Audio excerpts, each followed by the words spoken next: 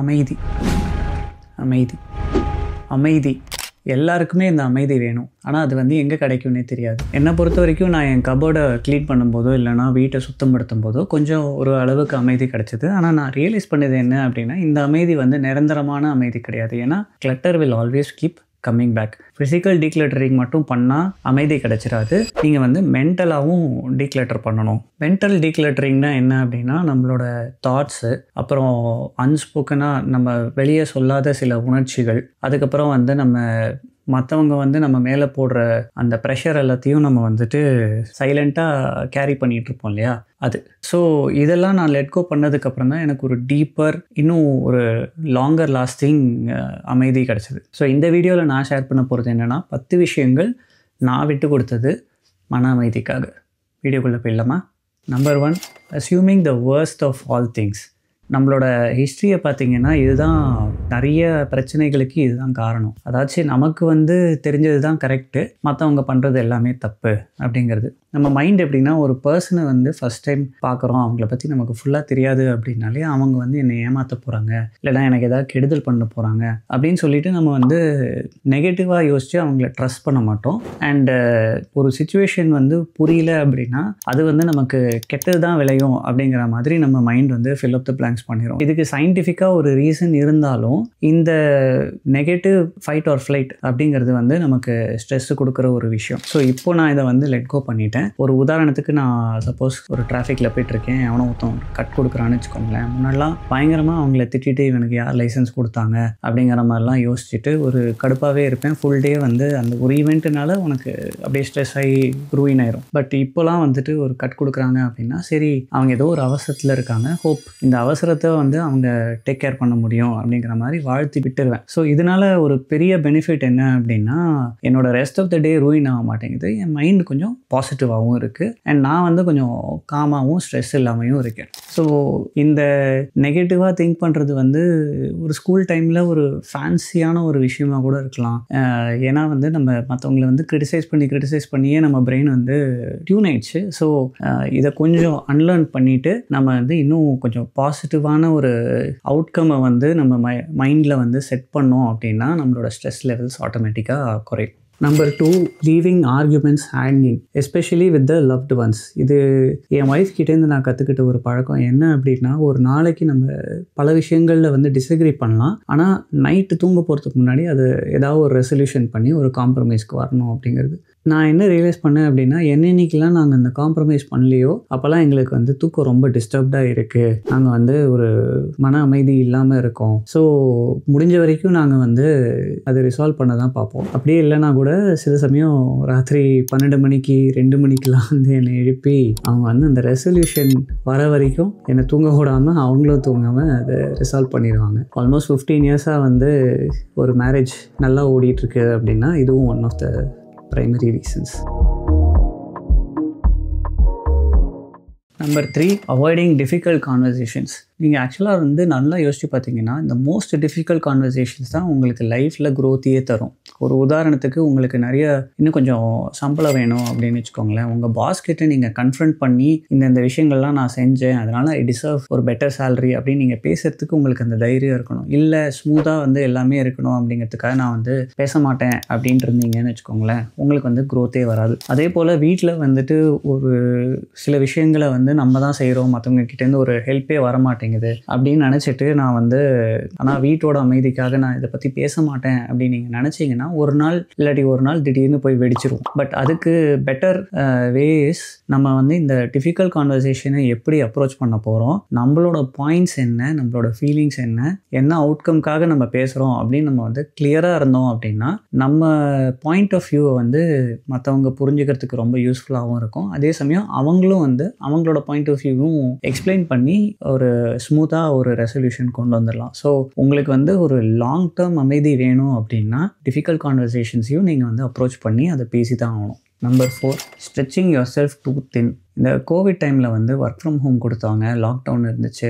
அப்போ வந்துட்டு வீட்டில் தானே இருக்கோம், இன்னும் கொஞ்சம் எக்ஸ்ட்ராவாக காசு பார்க்கலாம் அப்படின்னு சொல்லிட்டு இன்னொரு செகண்ட் ஜாப் மாதிரி நான் ஒன்று எடுத்து செஞ்சிட்ருந்தேன். அப்போது அந்த ஜாபோட ரெக்குயர்மெண்ட்டு என்னோடய ஜாபில் வந்து இன்னும் நான் ஒர்க் ஃப்ரம் ஹோம் பண்ணிகிட்ருக்கேன், அதனால் ஒரு எக்ஸ்ட்ராவாக ஓவர் காம்பன்சேட் பண்ணுற மாதிரி நான் வேலை செய்கிறேன்னு காட்டணும். ப்ளஸ் வீட்லேயே வந்து பசங்க 2 யங் சில்ட்ரனோட அடைஞ்சு கிடந்து அவங்களோட ரெக்குயர்மெண்ட்ஸையும் பார்த்துக்கணும் அப்படிங்கிறச்சே எனக்கு வந்துட்டு கடைசியில் அந்த செகண்ட் ஜாப்லேருந்து வந்த பைசா அதுக்கு ஈக்குவலண்ட்டான ஸ்ட்ரெஸ்ஸுக்கு ஈக்குவலாகவே இல்லை. ஸோ ஒரு நல்ல ஆப்பர்ச்சுனிட்டி வந்து உங்ககிட்ட வந்தாலுமே சரி, உங்கள் மன அமைதி வந்து அதனால் பாதிக்கப்படுமா அப்படிங்கிறத வந்து யோசிச்சுட்டு அதுக்கப்புறமா அதுக்கு கமிட் பண்ணுங்கள். மேபி டைமிங் வந்து செட் ஆகலை அப்படின்னு சொல்லிட்டு விட்டுட்டு கொஞ்சம் மைண்டை வந்து ஃப்ரீயாக வச்சுக்கிறது இன்னும் பெட்டர் அட்வைஸ் அப்படின்னு தான் நான் சொல்லுவேன். Number 5, constantly comparing my self. ஆக்சுவலாக என்னோடய ஹை ஸ்கூலில் படித்த நிறைய பேர் இப்போ வந்து டாக்டர் ஆகிட்டாங்க, ஐஏஎம் கிராஜுவேட்டு, ஐஐடி கிராஜுவேட்டு, அப்புறம் CEO of company, multi millionaire இவங்கெல்லாம் இருக்காங்க. ஸோ அவங்களோட நான் வந்து அப்போவே கம்பேர் பண்ணல. ஸோ இப்போ நான் வந்து எதுக்கு கம்பேர் பண்ணணும்? பட் ரியாலிட்டி என்ன அப்படின்னா, ஒரு ஏஜ் தாண்டினதுக்கப்புறமா அவன் இப்படி இருக்கானே, இவன் இப்படி இருக்காளே அப்படின்னு சொல்லிட்டு கம்பேர் பண்ணுறதுக்கு நம்ம மைண்ட் வந்து ரொம்ப ஈஸியாக பண்ணும். பட் அதை வந்து நீங்கள் தான் சப்ரஸ் பண்ணி அதை வந்து நீங்கள் தான் ஓவர் கம் பண்ணணும். ஏன்னா life is not just about அவங்களோட டைட்டில் என்ன, அவங்களோட ஃபினான்ஷியல் ஸ்டேட்டஸ் என்ன அப்படிங்கிறது கிடையாது. அவங்க லைஃப்பில் வந்துட்டு எவ்வளோ ஓடிட்டுருக்கு அப்படிங்கிறது எனக்கு தெரியாது இல்லையா? அதே மாதிரி என்னோட கரண்ட் லைஃப்பில் எனக்கு வந்து டைம் இருக்குது, என்னோடய ஃப்ரெண்ட்ஸோட இருக்கிறதுக்கு டைம் இருக்குது, என் ஃபேமிலியோட இருக்கிறதுக்கு டைம் இருக்குது, சும்மா இருக்கிறதுக்கு டைம் இருக்குது, ப்ளஸ் இந்த மாதிரி வீடியோஸ் எடுத்துக்கலாம் டைம் இருக்குது. அப்படிங்கிறச்சே ஐ ஃபீல் லைக் எனக்கு வந்து ஒரு குட் லைஃப் இருக்குது அப்படிங்கிறது. So what is important to you might not be important to them. அதே போல் அவங்களுக்கு என்ன இம்பார்ட்டண்ட்டோ அது உங்களுக்கு இம்பார்ட்டன்ட் கிடையாது. It's a personal journey. But இதே டாப்பிக்கில் இன்னொரு விதமாகவும் பார்க்கலாம். அதாச்சும் constantly comparing yourself to your past. So ஒரு 20 years பேக் பார்த்தீங்கன்னா நான் நல்லா ஜிம் பாடியாக ஃபிட்டாக இருந்தேன், நல்ல பைசப்ஸ் அதெல்லாம் வச்சுட்டு இருந்தேன். பட் அப்போ வந்து என் கையில் வந்து ஃபினான்ஷியல் ரீதியாக என் கையில் சல்லி காசு கிடையாது. இப்போ பார்த்தோம் அப்படின்னா எனக்கு வந்து அந்த ஃபினான்ஷியல் டிபெண்டன்சி கிடையாது. பட் ஹெல்த் ரீதியாக ஆஃப்கோர்ஸ் நான் வந்து அந்த அளவு ஃபிட்டாக இல்லை. ஸோ என்னோடய பாஸ்ட்டை வச்சுட்டு கான்ஸ்டண்ட்டாக நான் கம்பேர் பண்ணிவிட்டு எப்படி இருந்தேன்னா இப்படி ஆகிட்டேன் அப்படின்னு ஃபீல் பண்ணுறது ஒர்த் இல்லை அப்படிங்கிறது தான் என்னோடய ரியலைசேஷன். அண்ட் அதே போல் முன்னாடி ஒரு அசோக் நகரில் வந்துட்டு சும்மா ரோட்டோரமாக கிரிக்கெட் விளையாடிட்டு இருந்த பையன் இப்போது எம்சிஜிக்கு வெளியே நான் வந்து வேலை பார்க்குறேன் அப்படின்னு சொல்கிறதுல எனக்கு ஒன்றும் பெரிய அப்படி கர்வம்லாம் கிடையாது. ஏன்னா because life will just take you wherever it wants. நீங்கள் வந்து you have to just sometimes you have to go with the flow. எதுக்கு தேங்க்ஃபுல்லாக இருக்கணுமோ அதுக்கு தேங்க்யூ சொல்லுங்கள். எதுக்கு வந்து நீங்கள் ஃபீல் பண்ணுறீங்களோ அதுக்கு ரொம்பலாம் ஃபீல் பண்ணாதீங்க. Number 6, letting the outside world in. நான் வந்து ரொம்ப ஒரு மிரரிங் டைப் ஆஃப் பர்சனாலிட்டி. ஒரு அர்ஜுனர் வில்லு பாட்டு கேட்டாலே என் வண்டி வந்து தானாக ஃபாஸ்ட்டாக போகும். அதே போல் ஏதாச்சும் ஒரு ரகுவரன் மூவி பார்த்தேன்னா அன்றைக்கி நாள் ஃபுல்லாக ஐ நோ அந்த மாதிரி ஒரு மைண்ட் செட்டோடு தான் அலைஞ்சிட்டே இருப்பேன். ஸோ நான் என்ன ரியலைஸ் பண்ணேன் அப்படின்னா, இந்த மாதிரி உன் மைண்டில் நம்ம என்ன போடுறோமோ அதுதான் உங்கள் பிஹேவியராக வெளியே வருது. இன்னொன்று நான் என்ன ரியலைஸ் பண்ணேன் அப்படின்னா, எனக்கு வந்து ட்ராவல் அதெல்லாம் ரொம்ப பிடிக்குங்கிறதுனால நான் வந்துட்டு அப்பப்போ ப்ரௌஸ் பண்ணி எங்கே போகலாம், என்ன இடங்கள்லாம் நல்லாயிருக்கும் அப்படிங்கிற மாதிரி நான் வந்துட்டு ப்ரௌஸ் பண்ணிகிட்ருப்பேன். பட் இப்போ இருக்கிற சர்ச் இன்ஜின்ஸ்லாம் அதையே வந்துட்டு என்னோடய ஃபீடு ஃபுல்லாக வந்துட்டு நீ இதை பார்க்கல அதை பார்க்கல அப்படிங்கிற மாதிரி ஒரு fear of missing out create பண்ணுது. இதனால் என்ன விளைவு அப்படின்னா, முன்னாடி ஒரு 6 மாதத்துக்கு ஒரு தடவை இல்லை 3 மாதத்துக்கு ஒரு தடவை ஒரு வெக்கேஷன் எடுக்கிறோம், அப்படி ஒரு பிளான்டாக ஒரு வெக்கேஷன் எடுக்கிறோம் அப்படின்னா, இப்போ வந்து ஆல்மோஸ்ட் அன்பிளான்டாகவே நம்ம ஒரு மாதத்துக்கு ஒரு தடவை வெக்கேஷன் எடுத்துடுறோம். ஸோ உங்களோட ஃபினான்ஷியல் ஸ்ட்ரெஸ் 3 times ஆகிடுது. அட் த சேம் டைம் நீங்கள் வந்து ஃபிசிக்கலாகவும் ட்ராவல் பண்ணும்போது கொஞ்சம் எக்ஸாஸ்டிங்காகவும் இருக்கும். உங்கள் பசங்களோட படிப்பு அஃபெக்ட் ஆகும், ஏன்னா லீவ்லாம் எடுக்கணும். அதே போல் உங்கள் ரிலேஷன்ஷிப் உங்கள் பாஸ் உங்களோட டீம்மேட்ஸோட அஃபெக்ட் ஆகும், ஏன்னா அவங்க வந்து கமெண்ட் அடிப்பாங்க நீங்கள் எங்கெல்லாம் போகிறீங்கன்னு. ப்ளஸ் பக்கத்தில் இருக்கிறவங்க வந்து இன்ஸ்டாகிராமை பார்த்துட்டு உங்கள் மேலே ஜலஸாக இருப்பான். அப்புறம் வந்து உங்களோட ஓல்டர் ஜெனரேஷன் அவங்களாம் வந்துட்டு நீங்கள் வந்து ஓவராக ஊர் சுற்றுறீங்க அப்படின்னு கமெண்ட் அடிப்பாங்க. அப்படின்னு ஒரு நிறையா நெகட்டிவ் ரிசல்ட்ஸ் தான் வந்து எதிர்பார்க்கலாம். ஸோ என்னோட கருத்து என்ன அப்படின்னா, உங்களோட அவுட் சைட் வேர்ல்டை வந்து உங்களோட இன்சைட் வேர்ல்டு அஃபெக்ட் பண்ணாமல் பார்த்துக்கோங்க. உங்களுக்கு லைஃப்பை எப்படி போகணும் அப்படிங்கிறது வந்து you plan your journey and stick to the plan. Point 7, letting go of fitting to the stereotype. In fact நிறையாவே இந்த அவுட் சைட் வேர்ல்டு வந்து இன்ஃப்ளூயன்ஸ் பண்ணுறது வந்து நம்மளோட ஸ்டீரியோ டைப்பிங் அப்படிங்கிறத பற்றி தான். அவங்க என்ன சொல்லுவாங்க அப்படின்னா வந்து ஒரு மிடில் கிளாஸாக இருந்தானா நீ வந்து 2 வீலர் தான் ஓட்டணும், ஒரு லக்ஸுரி கார் ஓன் பண்ணக்கூடாது அப்படிங்கிற மாதிரி ஒரு ஸ்டீரியோ டைப்பிங் பண்ணுவாங்க. என்னோட பசங்களோட ஸ்கூலில் வந்துட்டு ஒரு பேரண்ட் டீச்சர் மீட்டிங்கில் பேரண்ட்டாக நாங்கள் எப்படி இன்னும் இன்வால்வ் பண்ணலாம் அப்படின்னு கேட்டபோது அந்த பிரின்சிபல் நிறைய ஈவெண்ட்ஸ் வச்சுருக்கோம், கல்ச்சுரல் ஈவெண்ட்ஸ் இருக்குது, நிறைய ப்ராஜெக்ட்ஸ் இருக்குது, அப்புறம் நிறைய டேட்ஸ்லாம் வந்துட்டு நாங்கள் கொடுப்போம், அதில் வந்து பேரண்ட் இன்வால்வ் ஆகலாம், அவங்களும் வந்து பார்ட்டிசிபேட் பண்ணலாம் அப்படின்னு எல்லாத்தையுமே வந்து என் ஒய்ஃபோட டைரெக்ஷனில் பார்த்து பேசிகிட்டு இருந்தாங்க. கடைசியில் வந்துட்டு என் ஒய்ஃப் கிட்ட வந்து நீங்கள் ஒர்க் பண்ணுறீங்களா அப்படின்னு கேட்டாங்க. ஆனால் என்கிட்ட கேட்கவே இல்லை. ஸோ அவங்களோட எக்ஸ்பெக்டேஷன் என்ன, அவங்களோட ஸ்டீரியோ டைப்பிங் என்ன அப்படின்னா பேரண்ட்ஸாக இருந்தால் கூட ஃபாதர் வந்து டெஃபினட்டாக ஒர்க் பண்ணிகிட்டு இருக்கணும், மதர் வந்து ஒர்க் பண்ணாமையும் இருக்கலாம், ஒர்க் பண்ணிட்டும் இருக்கலாம், பட் அவங்க தான் வந்து பசங்களோட எல்லா இதுக்கும் இன்வால்வாக இருக்கணும், எல்லா ஈவெண்ட்ஸுக்கும் இன்வால்வாக இருக்கணும் அப்படின்னு நினைக்கிறாங்க. ஸோ நான் இதை கான்ட்ரவர்சிக்காக சொல்ல, பட் ஒரு ஹேண்ட்ஸ் ஆன் டேடாக நான் இருக்கிறதுக்கு ரொம்பவே ஆசைப்படுவேன். ஏன்னா எனக்கு பேரண்டிங் பிடிக்கும். இன்ஃபேக்ட் நான் ஹேண்ட்ஸ் ஆன் டேடாக இருக்கிறது வந்துட்டு ஒரு கர்வம் கூடிய விஷயம் கிடையாது, நான் வந்து ப்ரௌடாக இருக்க வேண்டிய ஒரு விஷயம் கிடையாது. ஏன்னா இட்ஸ் நார்மல். நானும் ஒரு பேரண்ட் தானே. நான் வந்து என் பசங்களுக்கு வந்து நான் டேக் கேர் பண்ணுறேன், இல்லைனா அவங்களோட லைஃப்பில் வந்து நான் பார்ட்டிசிபேட் பண்ணுறேன் அப்படின்னா அதுக்கு I should not even B proud. So இந்த மாதிரி நிறைய விஷயங்களில் ஸ்டீரியோ டைப்பிங் அப்படின்னு இருக்குது. அதுக்கெல்லாம் வந்துட்டு நீங்கள் கம்ப்ளை பண்ணிவிட்டு எல்லாத்துக்கும் நான் வந்துட்டு இப்படி தான் இருக்கணும் அப்படின்னு நீங்கள் நினச்சிங்க அப்படின்னா you will not be satisfied. நீங்கள் வந்து எல்லாரையும் சாட்டிஸ்ஃபையும் பண்ண முடியாது. யாராச்சும் ஒருத்தர் உங்கள் மேலே கமெண்ட் அடிச்சுட்டு தான் இருப்பாங்க. அண்ட் நீங்களும் மன அமைதியோடு இருக்க முடியாது.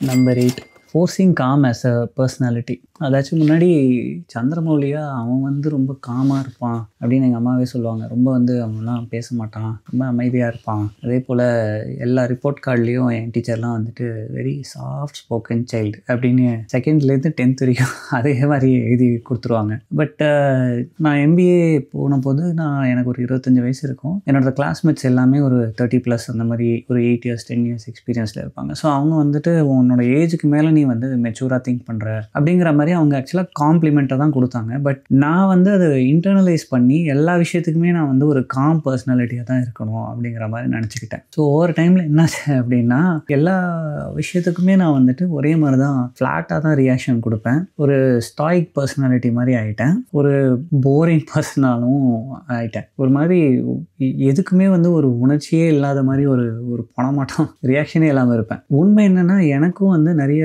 உணர்ச்சிகள் இருக்குது, எனக்கும் சில விஷயத்துலலாம் ரொம்ப இன்ட்ரெஸ்ட் இருக்குது, ரொம்ப பேஷன் இருக்குது. சில விஷயத்தில் எனக்கு வந்து மற்றவங்க மேலே ஒரு எக்ஸ்பெக்டேஷன் இருக்குது, ஒரு கோவம் வரும். சில விஷயத்துலலாம் நான் ரொம்பவே எக்ஸைட்டும் ஆவேன். பட் எனக்கு வந்து அதை வெளியே காட்டுறதுக்கு வந்து என்னோட இந்த காம் பர்சனாலிட்டி வந்து விடவே இல்லை. ஸோ அந்த ஒரு கான்ஃப்ளிக்ட்லேயே நான் வந்துட்டு என்னோடய ட்ரூவான ஒரு ஃபீலிங்ஸை வந்து நான் சப்ரெஸ் பண்ணிட்டேன். ஸோ இப்போவுமே எனக்கு வந்துட்டு அந்த எக்ஸைட்மெண்ட்டு அதெல்லாம் வெளியே காட்டுறதுக்கு வந்து ரொம்ப டைம் எடுக்கும். பட் இப்போது I am trying to be more true to my real self and எப்போவுமே காமாக இருக்கணும் அப்படிங்கிற ஒரு பர்சனாலிட்டி ட்ரைட்டை வந்துட்டு நான் என் மேலே திணிச்சிக்காமல் இருக்கேன். நீங்களும் இந்த மாதிரி ஒரு பர்சனாக இல்லாட்டி உங்களுக்குள்ளே இருக்கிற அந்த கான்ட்ரடிக்ஷன் என்ன அப்படின்னு கமெண்ட்ஸில் சொல்லுங்கள்.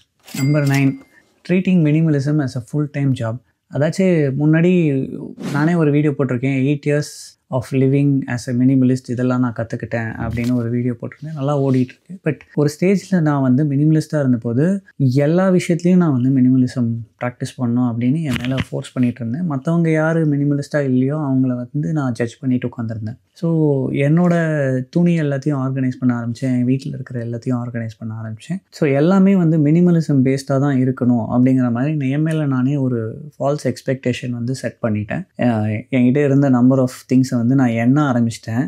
அண்டு அது எல்லாமே ஒரே மாதிரி ஆர்கனைஸ்டாக இருக்கணும் அப்படின்னு ஒரு ப்ரெஷரை போட்டுட்டு உட்காந்துருந்தேன். So it was not a pleasure, it was like ஒரு ஹோம்ஒர்க் மாதிரி நான் மினிமலிசம் ப்ராக்டிஸ் பண்ண ஆரம்பிச்சிட்டேன். அந்த ஸ்ட்ரிக்ட் ரூல்ஸ்னால எனக்கு வந்து ஆக்சுவலாக ஃப்ரீடமே கிடைக்கல. பட் நான் ரியலைஸ் பண்ணது என்ன அப்படின்னா மினிமலிசமோட பர்பஸே உனக்கு வந்து ஃப்ரீடம் கொடுக்கணும், உனக்கு ஜாய் கொடுக்கணும். ஸோ இவ்வளோ ரூல்ஸை வச்சுட்டு நீ ஓவராக அப்படி திணிச்சிக்கிட்டு இருந்த அப்படின்னா உனக்கு மினிமலிசம் என்ஜாயே பண்ண முடியாது. மினிமலிசமோட பர்பஸ் என்ன அப்படின்னா உனக்கு எந்த விஷயங்கள் உன்னோட கேரக்டருக்கு செட் ஆகுதோ, உன்னோட பர்சனாலிட்டிக்கு செட் ஆகுதோ, உனக்கு எது ஜாய் கொடுக்குதோ அதை நீங்கள் வந்து இன்னும் எக்ஸ்பேண்ட் பண்ணணும், மற்ற டிஸ்ட்ராக்ஷன்ஸ் எல்லாத்தையும் குறைக்கணும் அப்படிங்கிறது தான். ஸோ மினிமலிசமை வந்து ஒரு ஃபுல் டைம் ஜாப் மாதிரி ட்ரீட் பண்ணுறதை நான் மினிமலைஸ் பண்ணிட்டேன். Number 10, last point, living to analyse rather then living to feel. Life unblocked அப்படின்னு ஒரு சேனல் ஆரம்பித்த உடனே எல்லாத்தையுமே லைஃப்பில் வந்து அன்பிளாக் பண்ணணும், ஆப்டிமைஸ் பண்ணணும் அப்படின்னு ஒரு வெறியாக வந்து இறங்கினேன். பட் பிக் யுவர் பேட்டில்ஸ் அப்படின்னு சொல்லுவாங்க. சில விஷயத்தில் தான் நீ வந்துட்டு அன்லாக் பண்ணி உன்னோட ஆப்டிமைசேஷன் எல்லாம் பண்ணணும். பல விஷயங்களில் வந்து அதுவே கோ வித் த ஃப்ளோவாக விடணும் அப்படிங்கிறத வந்து நான் அப்புறமா தான் ரியலைஸ் பண்ணேன். ஏன்னா எல்லாத்தையுமே வந்து ஒரு ஆப்டிமைஸ்டாக பண்ணுறதுக்கு நம்ம ஒன்றும் ஏஐயோ ரோபாட்டோ கிடையாது. நம்ம வந்துட்டு normal human being. So life is a package. சில ஃபால்ட்ஸ்லாம் இருக்க தான் செய்யும். பட் பல விஷயங்களில் நீங்கள் வந்து உங்களுக்கு மோஸ்ட் இம்பார்ட்டன்ட் ஃபார் லைஃப் என்னவோ அதில் வந்து நீங்கள் ஃபோக்கஸ்டாக இருந்துட்டு அதில் நீங்கள் இன்னும் ஆப்டிமைஸ் பண்ணீங்க அப்படின்னா நீங்கள் வந்து டெஃபினட்டாக ப்ராக்ரெஸ் பண்ணலாம். ஸோ நான் இப்போ சொன்ன இந்த 10 ரூல்ஸுமே ரூல்ஸ் கிடையாது, தேர் ஆக்சுவலி சஜஷன்ஸ். ஏன்னா மன அமைதி வேணும் அப்படின்னா நீங்கள் வந்து இந்த 10 டிஃப்ரெண்ட் டைரெக்ஷன்ஸில் நீங்கள் வந்து யோசித்து பார்க்கலாம் அப்படிங்கிறது தான் இந்த வீடியோவோட இன்டென்ஷனே. ஆக்சுவலாக அமைதி வேணும் அப்படின்னா வந்து ஒரு மெடிடேஷன் பண்ணு, இல்லைனா இந்த ஹேபிட்ஸை ஃபாலோ பண்ணு அப்படின்னு சொல்கிற ரூல்ஸ்லாம் ரொம்ப நிறைய இருக்குது. பட் என்னோட சஜஷன் என்ன அப்படின்னா, அதை செய்யறதுக்கு முன்னாடி உங்களோட மென்டல் பிளாக்கர்ஸ் என்ன அப்படிங்கிறத ரியலைஸ் பண்ணி அதை வந்து லெட் கோ பண்ணிங்க அப்படின்னாலே நீங்கள் வந்து அந்த இன்னும் நிறைய நேரம் இருக்கிற அமைதியை வந்து நீங்கள் தேடி போகலாம். அதை எனேபிள் பண்ணுற மாதிரி இருக்கும். தேங்க்ஸ் ஃபார் வாட்சிங் லைஃப் அன்பிளாக்ட். நம்ம இன்னொரு வீடியோவில் சந்திக்கலாம்.